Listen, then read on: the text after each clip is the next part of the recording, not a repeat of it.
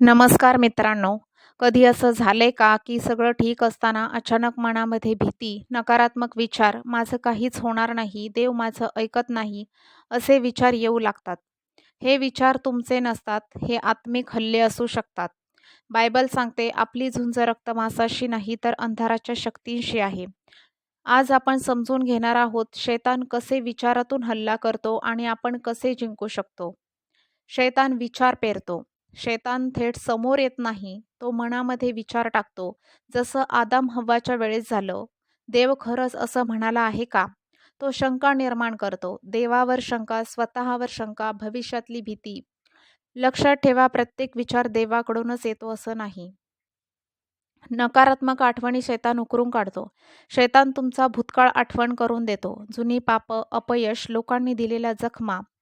तो सांगतो देव तुला माफ करू शकत नाही. पण बायबल सांगते जर आपली पापं आपण कबूल केली तर तो विश्वासू आहे. जर आपण आपली पापं कबूल केली तर तो विश्वासू आहे. देव आठवण काढत नाही, शैतान काढतो. भीती आणि चिंता वाढवतो. भविष्यात काय होईल? पैसा, आरोग्य, नातेसंबंध. शैतान भीतीतून काम करतो. कारण भीतीमध्ये यातना असते. पण देव काय म्हणतो? मी तुम्हाला भीतीचा आत्मा दिलेला नाही. सत्याने विचार मोडून काढा. शैतानाच्या विचारांना सत्याने उत्तर द्यायचं. जेव्हा विचार येतो, तू एकटा आहेस, तेव्हा उत्तर द्या, येशू माझ्या सोबत आहे.